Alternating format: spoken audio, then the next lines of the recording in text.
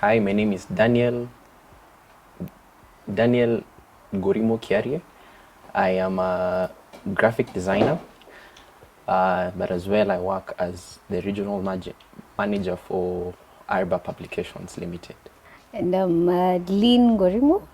I work as an editor for Abba Publication. He's my boss.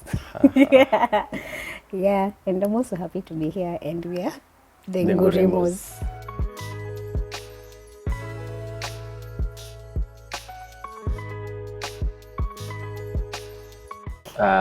So we were both part of a ministry training program where it is called the Navigators Kenya, whose vision is to know Christ and to make him known. So we were both working as missionaries. When we met, we actually met on the first day of our training. Yes, that's how we met. And we were in the same cohort. Yes, in the same cohort. Yeah, I was blown away. She met me, but anyway. You were blown away when I met you. Am I you when you met me? I was blown away when I met you. Or when you saw me. When I saw you. Yeah. Completely. Yeah.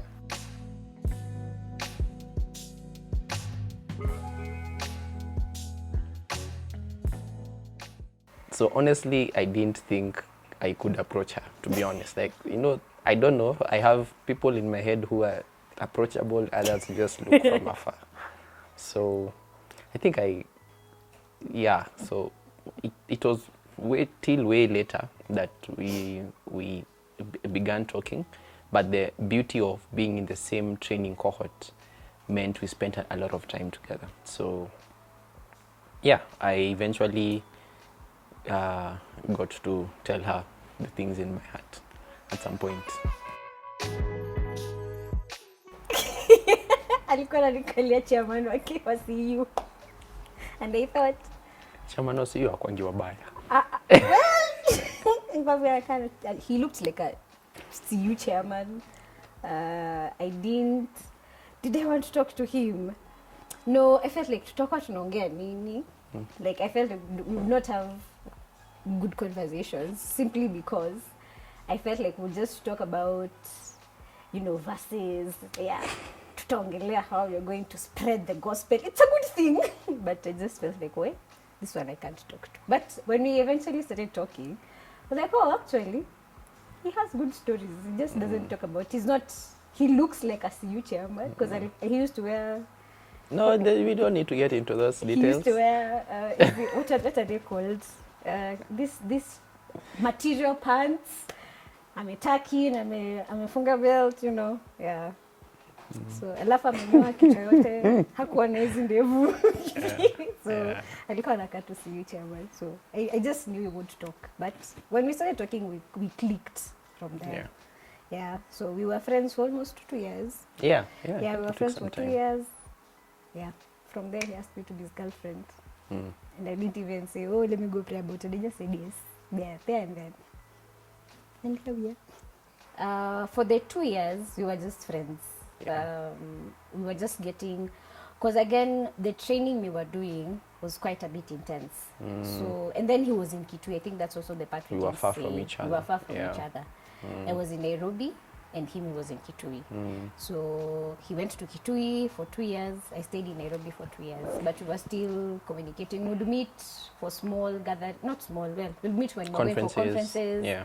And we used to lead worship together. So that we used to talk a lot because we need to panga songs, we need to, plan for things. And the beauty, conferences. So, yeah. And the beauty of the 2 years, it allowed us to know one another because genuinely we had never seen each other when we met. So it allowed us for me to get to know her character, ascertain her belief system, get to know just things that she likes, she doesn't like. She became my friend. Yeah. Also because we were in a group of 7 people.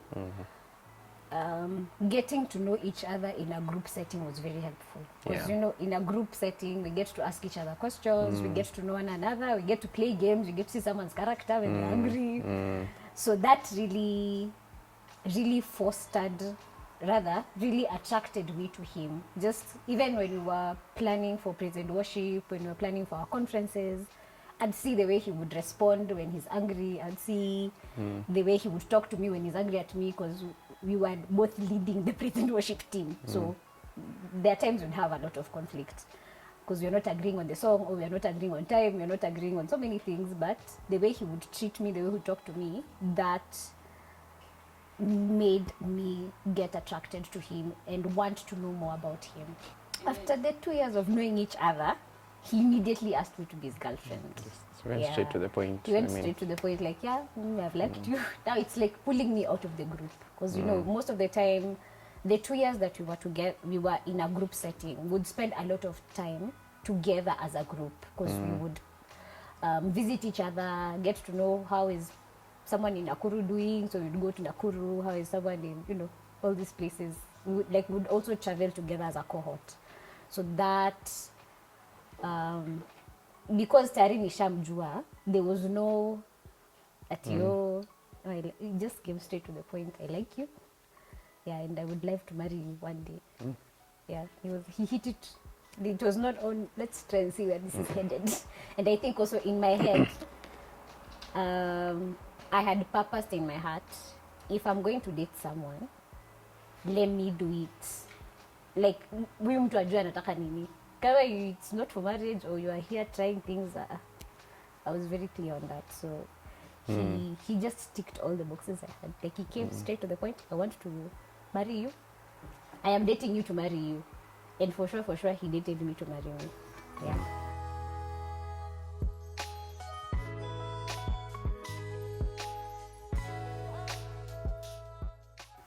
I asked her to be my girlfriend in November, and I was back in Nairobi by February.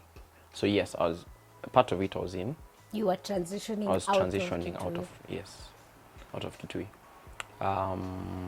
Yeah, so I moved back to Nairobi, and we dated for the rest. So 2 months is when we dated, when I was in Kitui, and then the rest of the 5. Was it even 5 months? Yeah. 5 months. Yes, I was in Nairobi. We enjoyed. We quickly found that we both enjoy a lot of things, or rather a lot of the same things. So we took a lot of nature walks. We ate out a lot. We both enjoy trying out new restaurants or trying out new things, new foods. We still hang out a lot with our friends. So the beauty of what we did was, in as much as these friends were colleagues, they were also our genuine friends. So a lot of our hangouts would also include the same things we were ideally doing when we were still in training. But a huge chunk of it, we took long walks. That is one of the things we genuinely enjoyed doing. So that really solidified, because those are the times we would get alone to just have real conversations, especially just around marriage. What are we thinking? When should we do this? How should we do that? So yeah, it really helped us. And playing a lot of games. We love playing games till now. One of the dates I remember, when we were taking a walk, I don't know if he remembers, I was very low. There's something that had happened. I was very low, and tulienda kujaribu kukula sijui big square. In my head I was just like, no. I feel like I didn't even say it, just, can we just take a walk? And we took that walk, and he prayed over whatever was going on. By the time we were getting home, I felt like my heart was at rest. And I think at that point I was like, this is the man for me. Like, if he can take my burden as his own burden and pray over it and try to calm me down. And that is what I really desired. A man who would pray over my life, over the issues I'm going through. And because he did that, at that particular moment, I was like, yeah, I think I made the right choice. So I think that was the most memorable date. Do you even remember? No, I don't, unfortunately. I don't know whether that is a good thing. Yeah. So the proposal happened during COVID period. So it was, I don't know. I had always seen this, you know, Flash mob. flash mobs, you know, guys doing amazing things and then doing a proposal for the ladies.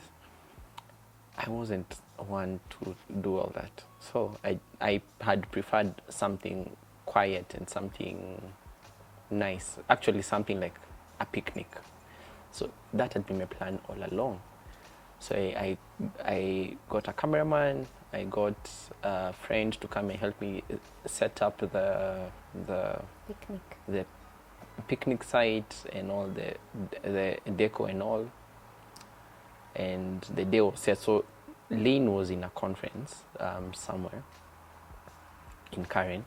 So the idea I had was I was to go pick her and then I take her to the venue, which went okay. So, but on the morning I was supposed to pick her, my cameraman calls me and tells me he feels sick and he feels like he has COVID.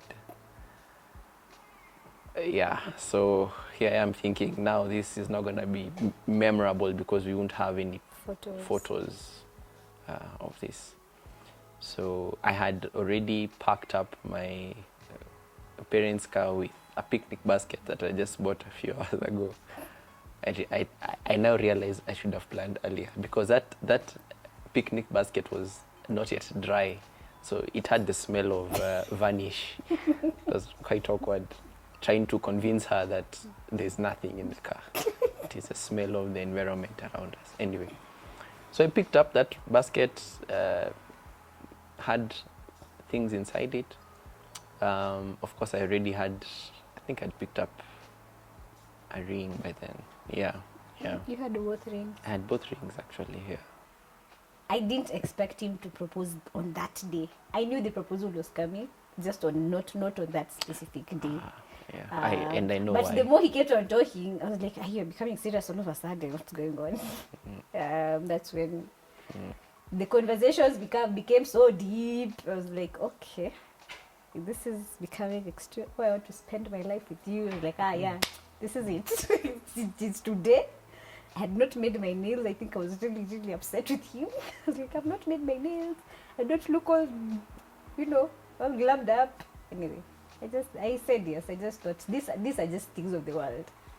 What matters is his heart and where he is at. So, yeah, and I said yes immediately.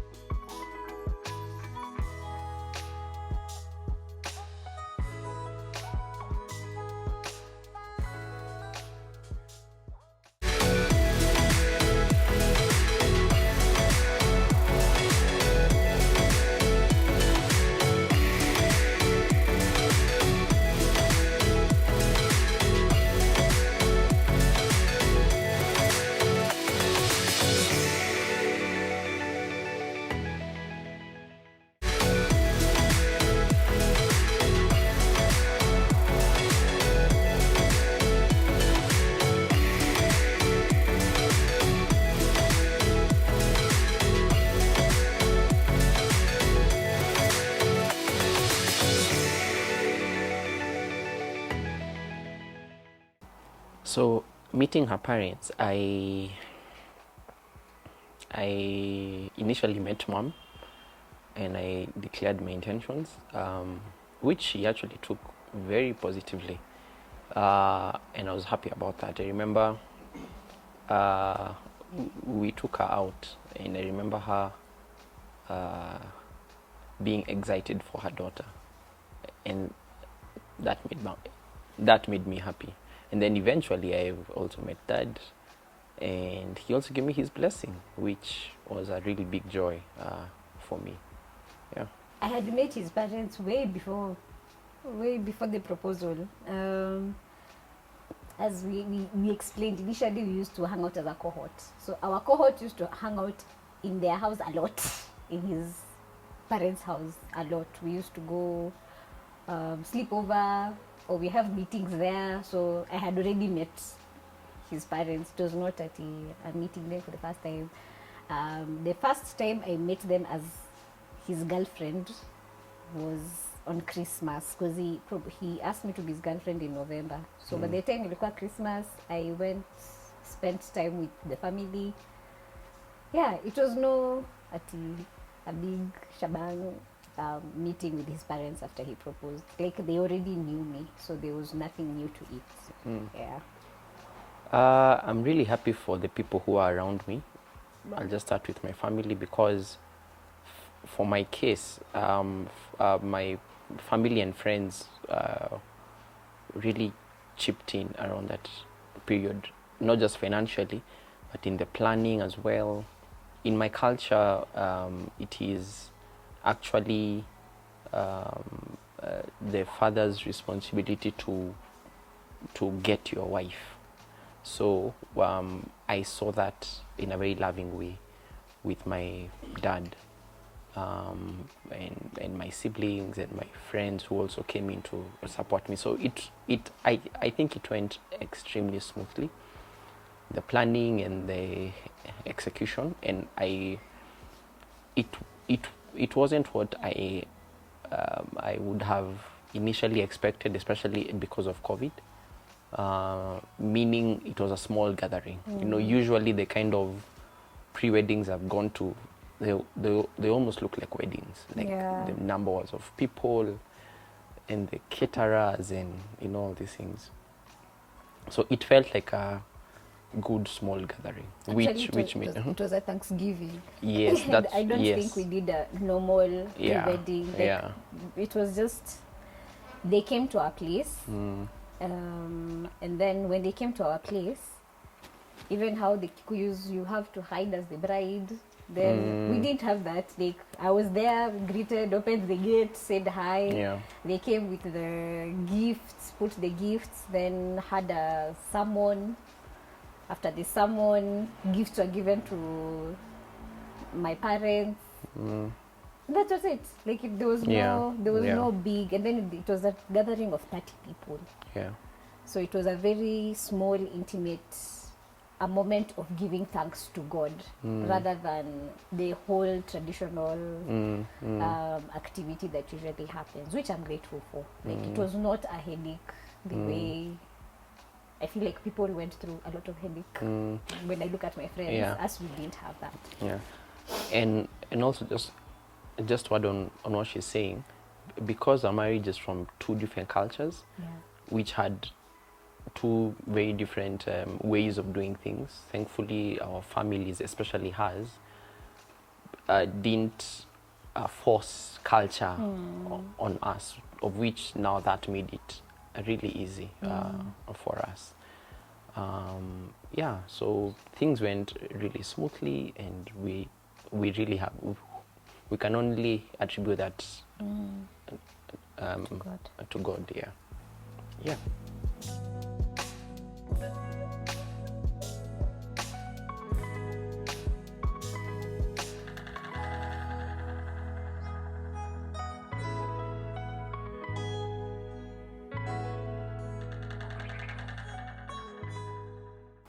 To make it clear, our wedding was simple yet not simple.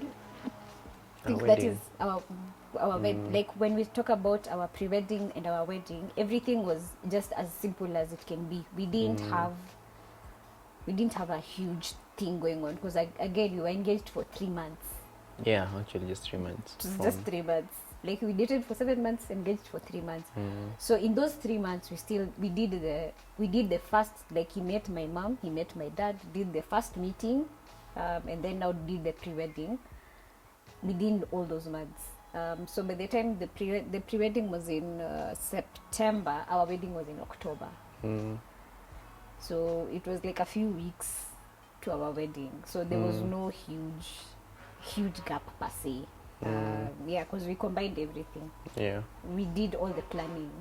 Like, we were done with this, okay, next, like that. So it was, and because we had such a supportive family and friends, things were so easy. Like, I don't think there was a lot of, there were conflicts in there. I wouldn't say it was a perfect picture, But even the conflicts we had, they were solvable. They were just miscommunication. I think that's the word I'd use. Like maybe we said something, it was not well understood, so we had to explain it. Oh, this is what you meant. Okay, let's move on. So, but we didn't have a lot of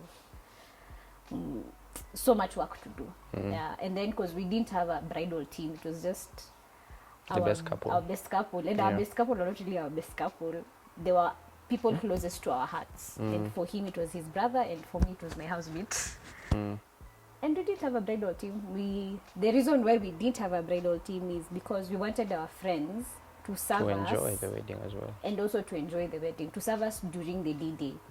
Because I feel like sometimes when there's all this wedding shabang, you put all your best people in the lineup, and then you have to figure out who's going to run the show on the ground. So as we decided, our close friends are the ones who are going to run the show on the ground. They're going to figure out, our parents have arrived. And because our wedding was in a hotel setup, everything was done with one management. So there was no calling who and who. Suppliers. Suppliers were dealt with one person. Yeah. It was one person who was, because the management of the hotel, the manager was the one who knew food, decor, all these things. It was only one person. My sister-in-law was the one who was following up with the manager. Like, is this done? Is this done? So our life was a bit easier. Yeah.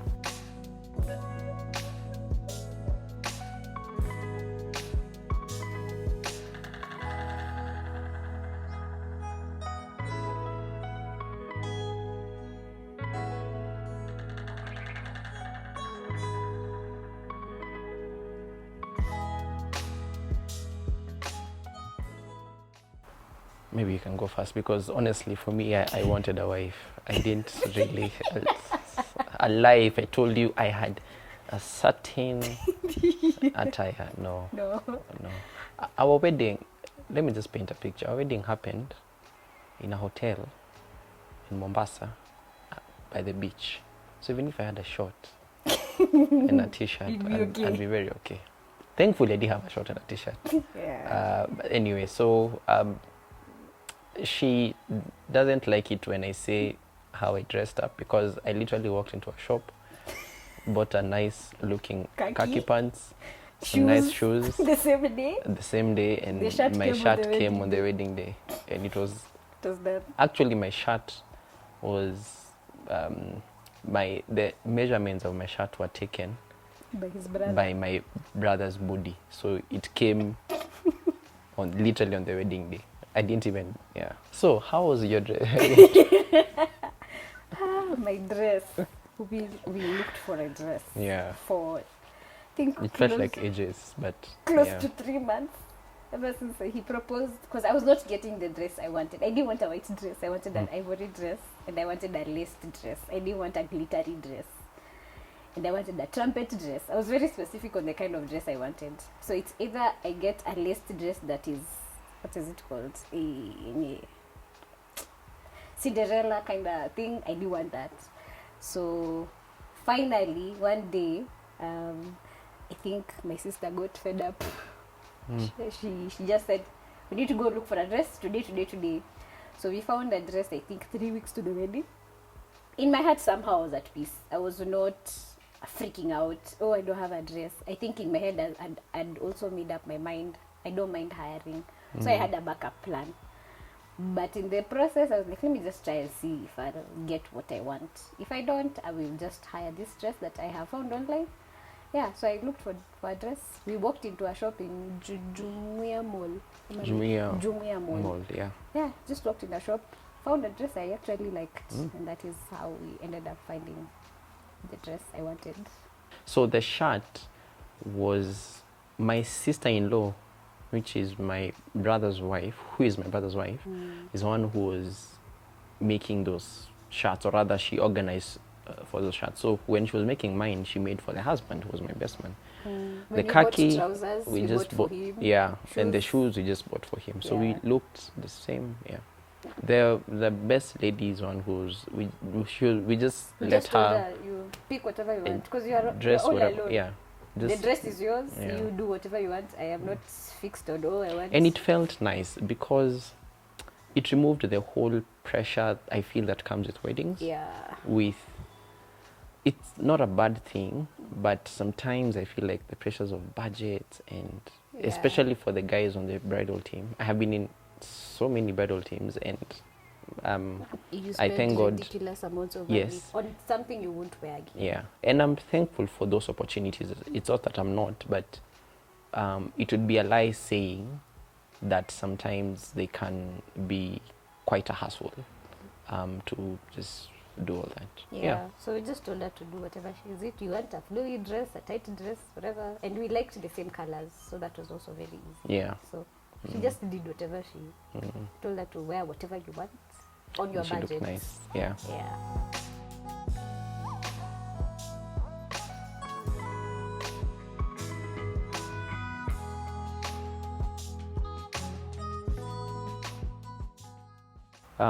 So now that it was happening in Mombasa and it was during COVID period, And it was a 4 p.m. wedding. it was a 4 p.m. wedding. It made, number one, people had to travel early. So thankfully, most people are already in Mombasa, and even the ones who are traveling in, even if they were coming by, actually most of them came by train. In the Friday at 10 No, p.m. even and Saturday morning. Yeah, Saturday morning. So still they arrived. so they had quite a bit of time.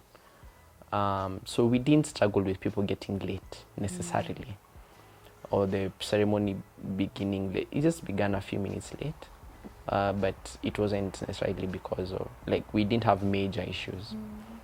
Yeah, so yeah, and the day, like the wedding day, remember we got to the venue like at 10 or 9:30. 11. Really? Yeah, we got that 11 because the wedding morning, I slept in an Airbnb. We slept at a friend's place. We woke up, everyone was gathering at the hotel. Our parents, everyone. We just said that is the just meet there. Just meet there, which made work easier. In our heads, we're like, we're not going to have a budget of cars, fuel, deco. So we just told everyone, you just come, and then now from there we will just leave the hotel room, because I was given a room to dress, have makeup, and everything done. We just leave the room and go to the where the procession is happening, and then up the stairs we just now have a reception.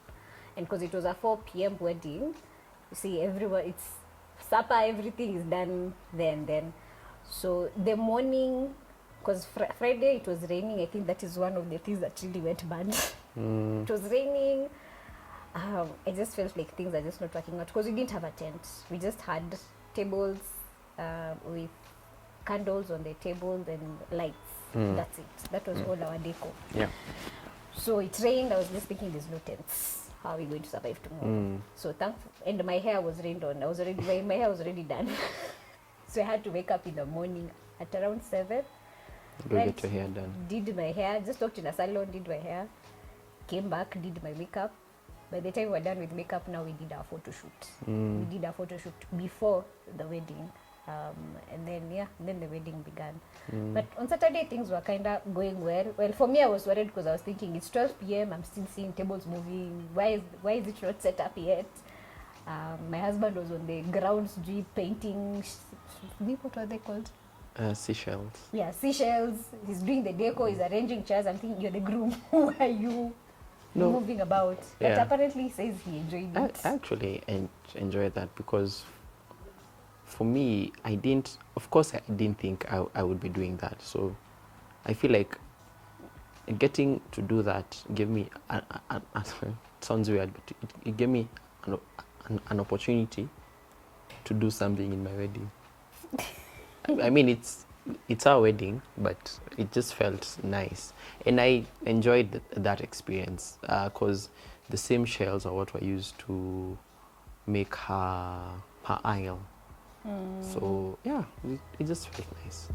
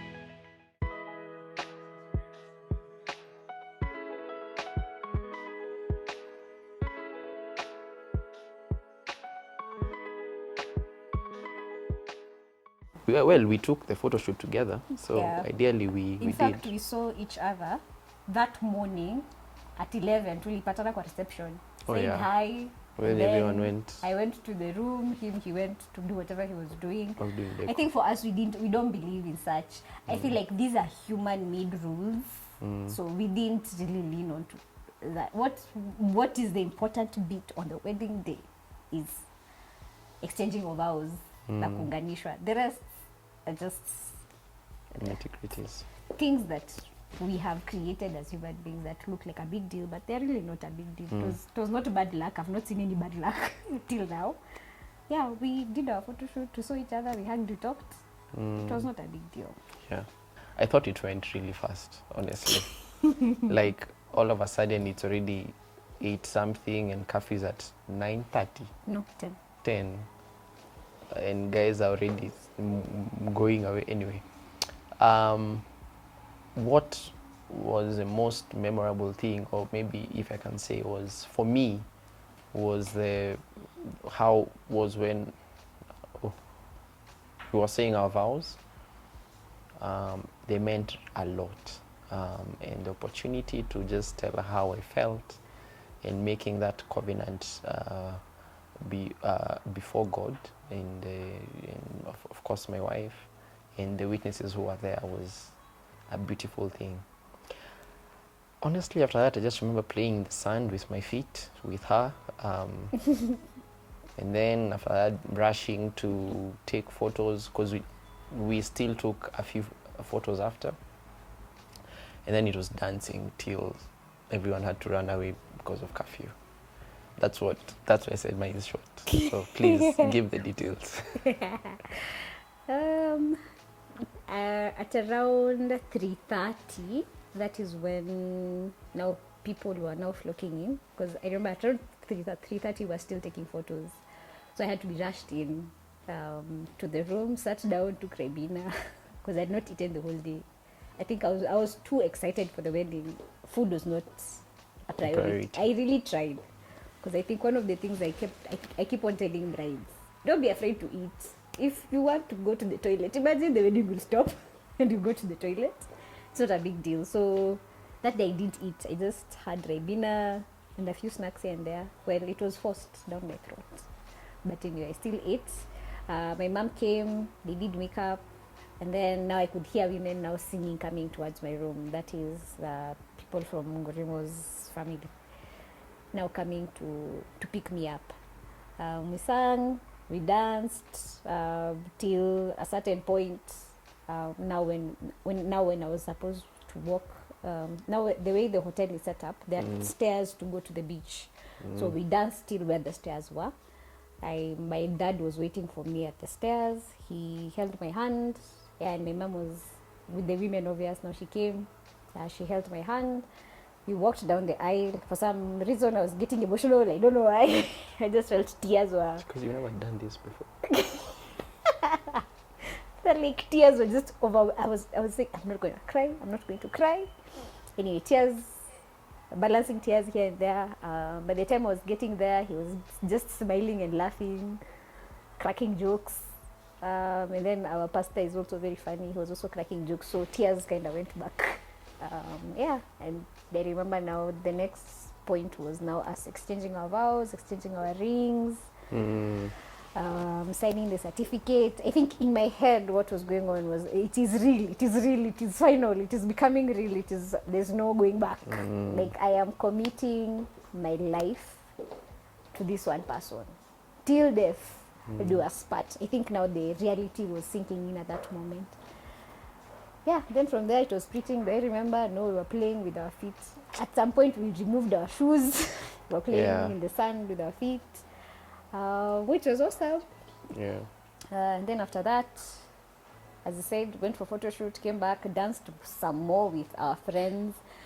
There are people who got late, actually walishikwa because of curfew.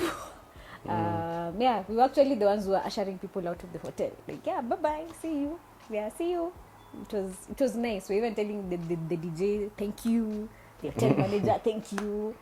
we were the last people at the venue. That is very rare in weddings. It's normally the bride and the groom leave, then everyone else goes. As we were the last people at the venue. Yeah, and then we just sat there, thought, yeah, so we actually married. And we went to our room and we blacked out. Yeah, it was really nice. But Did they have expectations? I think I don't know if I had expectations. I think in my head already I was prepared. In marriage, you go in with a clean slate. You don't go with build up opinions and expectations of, oh, I want my husband to do this, I need my husband to be doing that. And these expectations are normally created by the world. So I don't think I really had expectations. I was just happy to have a friend in the house who I could talk to. Yeah. I only had fears, not expectations. I think that is what was going on in my head. Yeah. growing up with my dad and mom, of course, there are things I saw my mom doing with my dad that I thought they were normal. They were not. And not in a bad way. Like I later on came to realize that these were things that my mom enjoyed doing or worked for her, and that's a beautiful thing. I guess I expected Lynn to be that way or do that, but I quickly learned that is not the case, and there's nothing wrong with it. Yeah. So one of these things was, like you said, well, not necessarily breakfast in bed, but breakfast in the morning. Now, I'm a morning person. Mornings are when to have everything serious. Have a good breakfast, start your day, plan, things like that. And there's nothing wrong with that. My lovely wife is not a morning person. My lovely wife will work all the way till 6 a.m., but let the morning just be her time of rest. So I think having to internalize that has been a beautiful journey, and especially coming to know her. And in fact, now I enjoy making her breakfast. I enjoy serving her breakfast in bed. I did not see this turning, the tables turning. I can only say it is by the grace of God. But as well, I actually do enjoy serving my wife. Like, I genuinely enjoy making her food, especially because of how happy I see she gets just by such small acts. So yeah, but beyond that, just like what she's saying, I also thankfully I know part of the training that we took also allowed us to be very well. Let me not say allowed us to be very gracious to one another. It is not because of the training, but it is we experience God in a different way as we are doing that training. And I believe that helped us to be extremely kind and patient and gracious with one another, to a point where the beauty of our marriage is that we are learning and doing things together. It is like, for instance, we don't put sole responsibility on one person for doing a particular thing. We are a team. So if she's failing, I'm failing. If she's winning, we are winning. That kind of a mentality. Yeah. So that's in a nutshell is what our marriage has been like, the journey and all. Yeah. Well, like you've heard, I am her boss, so her money is my money. Anyway, no, that's on a light note. We've found ourselves having, so one thing we worked really hard to do once we got married was to take note of each of our strengths and our weaknesses, and making sure that we help each other. Like, when something is someone's strength, we allow them to bad with it, and we cover each other's weaknesses. So, for instance, when it comes to money, for our family, that particular aspect is my strength. And so I will manage the family resources, and that does not mean that my way is a highway or that it is a secret. We talk about everything. So how we're spending it, how we're investing it. We have lost money together in our short 2-year marriage. We've lost money together. We've made money together. But that's how we deal with things. So, for instance, we were intentional, even from the word go, when we were just planning, like when we were raising money for our wedding, like we intentionally opened a joint account for the both of us, because we knew this is something we're doing together. We're getting into this thing together, not as an individual. So these are some of the things that we've done as a couple, as a team. And we've not had secrets where finances are concerned. No. It is as point blank. We have each other's PIN numbers, account numbers, everything. And not just PIN numbers. It's something that's also important to say is we completely trust each other. There's having the PIN, but then there's a scrutiny on what you have spent every shilling on. I trust my wife that even in my absence, of which of course I'm not with her at every single point in life, that if she makes a purchase, then we've made the purchase. And I trust that she's making a good choice for us, because we talk about our goals for now, 5 years from now, 15 years from now. So because we are having the same vision, then we have the same goal, and so we completely trust each other. The advice I'd have for the newly wedded or planning to get married, one of the things I had when I was single, if we are not on the same vision, I know I will not be able to support you as a man. So why do I become a helper to someone who wants to be a missionary, let's say in Yemen? And I know in my heart that is not the purpose God has placed in my heart. So by the time I was getting my husband, I knew our vision is the same. So it was easy. It is easier for me to submit to him. It is easier for me to help him the way God has designed it. And I'm saying it to be very beautiful, not as I used to. I used to think submission is work. But now when I look back, it's such a beautiful thing. And because God has created it that way, it has become very easy for me to love this man. So that would be my best advice ever. If you go with anything, that is what you run with. God first. Yeah, sure. Just to add on what my lovely wife has said, and I'll try not to repeat on what she has already said. Marriage is an idea from God.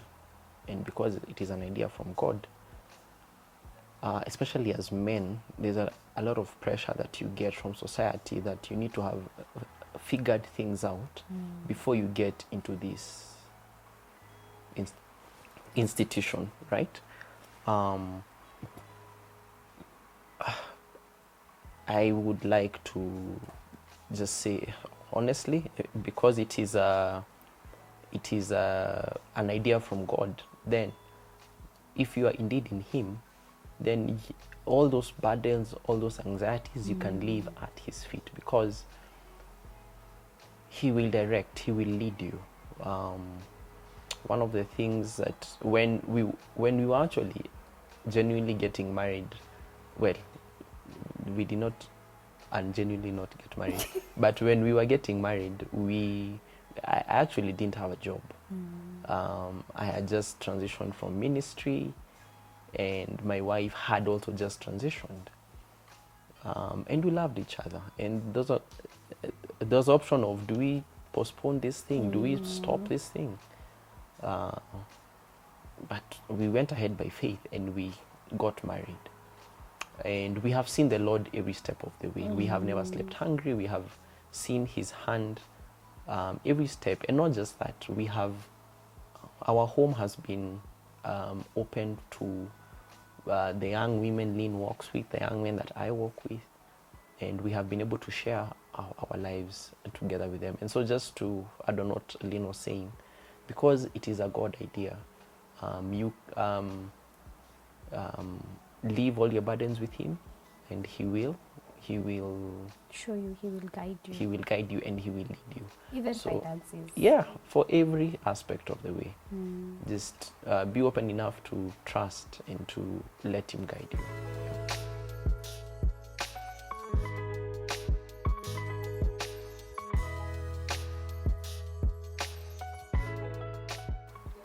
You have been hanging out with the Ngurimos, and this is our love story.